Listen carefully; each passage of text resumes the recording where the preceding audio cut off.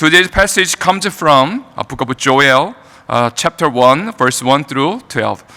요엘서 1장 1절부터 12절의 말씀, 이 시대를 해석하라는 제목 가지고 하나님의 말씀 나누기를 원합니다. 요엘서 1장 1절부터 12절의 말씀 함께 저희 합독하도록 하겠습니다. 부들의 아들 요엘에게 임한 여호와의 말씀이니라. 늙은 자들아 너희는 이것을 들을지어다.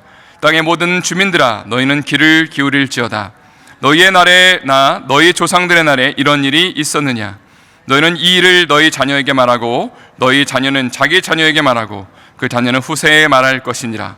밭중이가 남긴 것을 메뚜기가 먹고 메뚜기가 남긴 것을 느치가 먹고 느치가 남긴 것을 황충이 먹었도다. 취하는 자들아 너희는 깨어 울지어다. 포도주를 마시는 자들아 너희는 울지어다.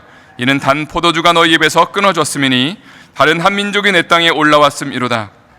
그들은 강하고 수가 많으며 그 이빨은 사자의 이빨 같고 그 어금니는 암사자의 어금니 같도다. 그들이 내 포도나무를 멸하며 내 무화과 나무를 긁어 말갛게 벗겨서 버리니 그 모든 가지가 하얗게 되었도다. 너희는 처녀가 어렸을 때의 약혼한 남자로 말미암아 굵은 배로 동이고 애곡함같이 할지어다. 소재와 전제가 여호와의 성전에서 끊어졌고 여호와께 수종드는 제사장은 슬퍼하도다. 밭이 황무하고 토지가 마르니 곡식이 떨어지며 새 포도주가 말랐고 기름이 다하였도다. 농부들아 너희는 부끄러워할지로다. 포도원을 가꾸는 자들아 곡할지어다. 이는 밀과 보리 때문이라. 밭의 소산이 다 없어졌음이로다. 포도나무가 시들었고 무화과나무가 말랐으며 석류나무와 대추나무와 사과나무와 밭의 모든 나무가 다 시들었으니 이러므로 사람의 즐거움이 말랐도다. 하나님의 말씀입니다. 전세적으로 지금 화두가 되고 있는 이슈 중에 하나는 무엇이냐면 지구 온난화의 문제입니다. 학자들에 따르면 2030년이 되면 북극의 얼음이 다 없어질 것이다. 그리고 여러 기후의 이상 징후들이 더 많이 급증하면서 2050년이 되면 사람의 거주가 불가능한 지구가 될 것이다 라는 그런 예측을 지금 속속 내놓고 있습니다. 계산을 해보니까 제가 안디옥 교회에서 목회를 하고 65세 은퇴를 하면 5년이 지나서 2050년이 되고요. 만약에 하나님이 조금 더 허락을 하셔서 제가 70세까지 사역을 하면 바로 그 해가 2050년이 됩니다. 그때 거주 불능 지구가 된다고 한다면 걱정이 지금부터 이만저만이 아닙니다. 각 나라들은 온실가스 배출을 줄이려는 움직임을 지금 갖고 있죠. 에너지를 아껴 쓰고 재활용을 하고 환경보호를 위해서 전기차를 타기도 합니다. 그래서 어떻게 해서든지 지구 온난화를 좀 막아야겠다라는 그런 여러 시도들이 진행되고 있습니다. 그런데 지구 온난화의 문제를 영적으로 바라보면 어떻게 될까요?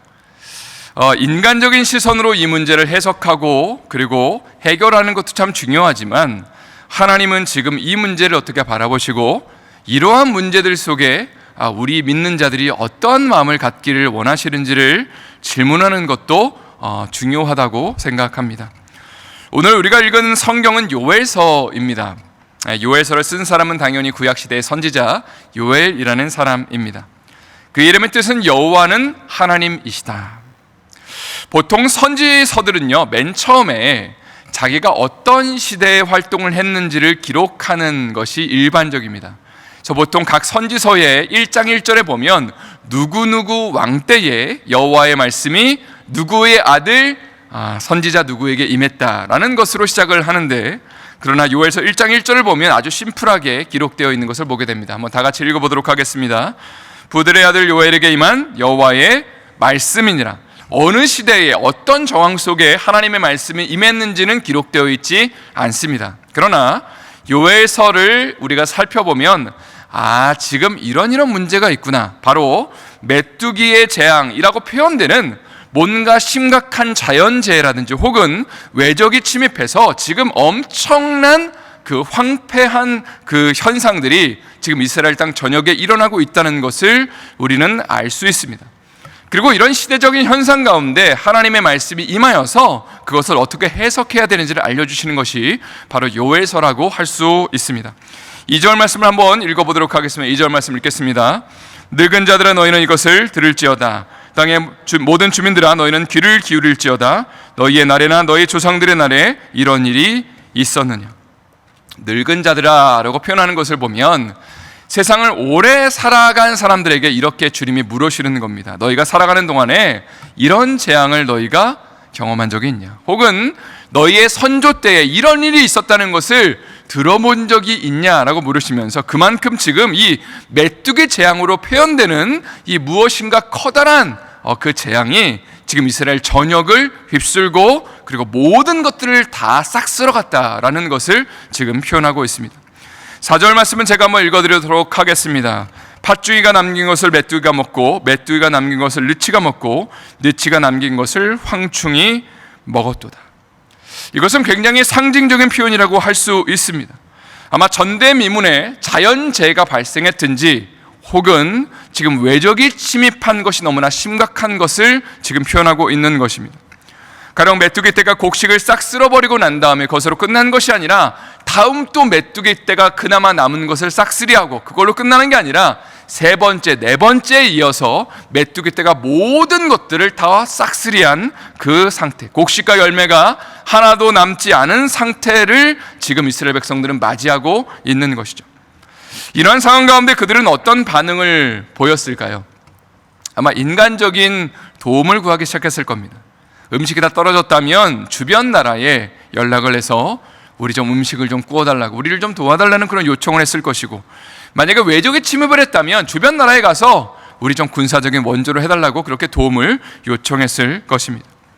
아마 오늘날에도 이러한 상황 가운데 우리가 처해 있다면 우리도 비슷한 반응을 보이게 될 것입니다. 또 우리 가정 가운데 예를 들어서 가족 중에 한 명이 아프다면 당장 병원으로 달려가야겠죠. 혹은 재정적인 어려움이 발생을 한다면 누군가에게, 친한 사람들에게 전화를 걸어서 도움을 요청할 것입니다. 그러나 하나님은 요엘 선지자를 통해서 지금 이스라엘 백성들이 당한 일에 대해서 어떤 영적을 의미를 담고 있는지를 지금 해석해주고 계십니다. 다시 말해서 지금 일어난 일이 커다란 자연재해든지 혹은 외적의 침입이라는 것은 분명합니다. 그러나 더 중요한 것은 하나님이 지금 이 사건을 통해서 무엇을 말씀하기를 원하시는지, 영적인 어떤 의미를 갖고 있고 그것을 이스라엘 백성들이 어떻게 반응하기를 원하시는지를 지금 요엘 선지자를 통해서 말씀하고 계신 것이 바로 요엘서의 내용이라는 것입니다. 오늘 본문의 5절 말씀을 한번 다 같이 읽어보도록 하겠습니다. 5절 읽겠습니다.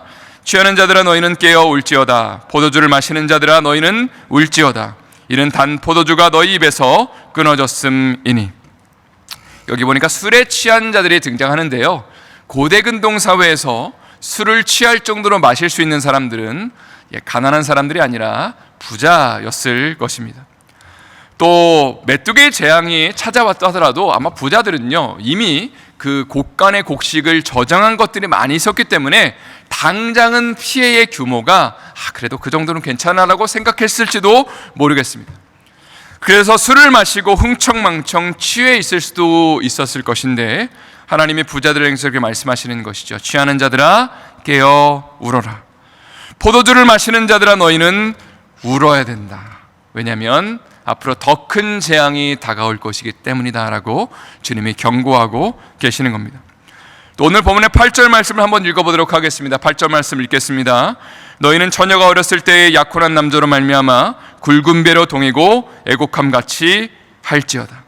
하나의 비유가 등장하죠. 한 여인이 어렸을 때에 약혼을 하였습니다. 정혼을 하였습니다. 법적으로는 결혼한 상태지만 아직은 진짜 결혼한 것은 아닌데, 결혼한 배우자, 상대방이 전쟁터에 나갔다가 목숨을 잃었다는 얘기를 듣고 돌아오지 않았을 때에 이 여인이 어떻게 반응하겠냐는 것이죠. 결혼 예복을 입는 것이 아니라 상복을 입고 아마 통곡하는 것이 당연한 것이 아니냐. 마찬가지로 너희가 이 재앙 앞에서 울면서 정말 통곡하는 것이 마땅하다라고 주님이 말씀하고 계십니다. 또 9절 말씀은 종교 지도자들을 향한 말씀인데 한번 제가 읽어드리도록 하겠습니다. 소재와 전제가 여호와의 성전에서 끊어졌고 여호와께 수종드는 제사장은 슬퍼하도다. 소재와 전제는 곡식과 포도주가 있어야지 드릴 수 있는 제사입니다. 그런데 메뚜기 떼가 와서 다 쓸고 지나갔기 때문에 이제는 더 이상 하나님 앞에 제사도 드릴 수 없는 상황이 되었다. 이제는 영적인 황폐함과 피폐함이 너에게 찾아왔기 때문에 제사장들도 지금 통곡하며 울 수밖에 없다라고 이야기를 하고 있죠. 11절 말씀은 농부들을 향한 메시지입니다. 한번 다 같이 또 읽어보도록 하겠습니다. 농부들아 너희는 부끄러워할지어다. 포도원을 가꾸는 자들아 곡할지어다. 이는 밀과 보리 때문이라. 밭의 소산이 다 없어졌음이로다. 농부들은 지금 부끄러워하며 곡해야 되는 상황인데, 왜냐하면 밀과 보리가 모든 밭의 소산과 더불어서 없어졌기 때문입니다. 지금까지의 말씀을 정리해 본다면, 하나님은 메뚜기 재앙을 통해서 지금 모든 사람들에게 경고의 말씀과 또 슬퍼하며 회개하며 곡하라고 명령하고 가시죠. 부자들에게도 말씀하셨고, 종교 지도자들, 제사장들에게도 말씀하셨고, 평범한 사람들로 상징되는 농부들에게도 말씀하셨습니다. 그러니까 지금 일어나고 있는 그 국가적인 비상사태를 향해서 몇몇의 사람들에게만 반응하라고 말씀하지 않으시고, 몇몇의 사람들에게만 회개라고 요청하지 않으시고, 모든 사람들을 향해서, 모든 계층의 사람들을 향해서 지금 영적인 눈을 뜨고 각성하고 회개해야 된다라고 말씀하셨다는 겁니다. 이제 말씀을 마무리하도록 하겠습니다. 사순절 기간을 보내면서 오늘은 며칠 동안 요엘서의 말씀을 묵상하며 살펴볼 것입니다. 우리가 기억할 것은 두 가지가 있습니다. 첫 번째, 우리는 우리에게 일어나는 모든 일들을 영적으로 해석해야만 합니다. 오늘 말씀의 제목처럼 시대를 영적인 눈으로 해석하는 눈이 필요합니다. 어떤 문제가 발생했을 때 우리의 가정과 혹은 우리 교회와 혹은 우리 나라와 또 국가적인 또 전 세계적인 어떤 일들이 발생했을 때의 것을 인간적인 눈으로만 바라보는 것이 아니라, 도대체 하나님이 이 일들을 통해서 어떤 메시지를 전하기를 원하시는지, 우리가 어떻게 영적으로 반응하는지를 우리는 돌아봐야 되고, 거기에 영적인 반응을 하나님 앞에 올려드려야 된다는 것입니다. 두 번째, 우리 모두는 회개해야 합니다. 오늘 말씀에 강조하는 것처럼 회개는 특정 계층의 사람에게만 필요한 것이 아닙니다. 세상에 있는 모든 사람들에게 필요한 것이고, 우리 믿는 자들에게도 필요한 것이 바로 회개라는 것입니다. 그것은 요엘서가 이제 계속해서 우리에게 얘기를 하겠지만, 여호와의 날이 우리에게 다가오고 있기 때문입니다. 바로 종말과 심판의 날이죠. 당시에 이스라엘 백성들은 그 여호와의 날이 축복의 날, 우리 민족이 구원을 받는 날이라고 착각하였습니다. 그러나 하나님은 그 메뚜기 재앙으로 표현되는 그 재앙 앞에서 너희가 오히려 회개해야 된다. 여호와의 날은 너희를 축복하는 날이 아니라, 국가적인 구원의 날이 아니라 너희를 심판하는 날이 될 것이다. 하나님의 그 심판의 손길이 너희에게 미치는 날이 될 것이기 때문에 회개하는 자만이 살아남을 것이다 라고 주님이 말씀하셨죠. 바로 모든 크리스찬들을 향한 메시지라고 믿습니다. 왜냐하면 예수님이 언젠가 재림하실 것이기 때문입니다. 북극의 얼음이 언제 녹을지는 모르겠지만 분명한 것은 예수님이 언젠가는 재림하실 것이고, 세상에 종말이라는 것이 정말로 있을 것이기 때문입니다. 이 종말의 때에 하나님의 그 심판대 앞에 서서 우리는 언젠가 심판받아야겠죠. 바로 영생의 복을 받든지 아니면 영벌의 복을 받든지 우리 모두는 하나님의 심판대 앞에 설 것이기 때문에, 그래서 요엘서는 우리를 향해서 회개해야 합니다. 그 여호와의 날을 우리가 각성하며 기도하며 하나님의 은혜를 구하며 우리의 삶을 돌아봐야 됩니다라고 우리에게 촉구하면서 하나님의 은혜를 구하라고 말하고 있는 것입니다. 이러한 믿음의 반응이 있는 사순절의 기간이 되길 원하고요, 여호와의 날을 우리가 준비하며 예배하는 우리 삶이 될 수 있기를 예수님의 이름으로 축원드립니다. 다시 한번 예수님의 이름으로 축원드립니다.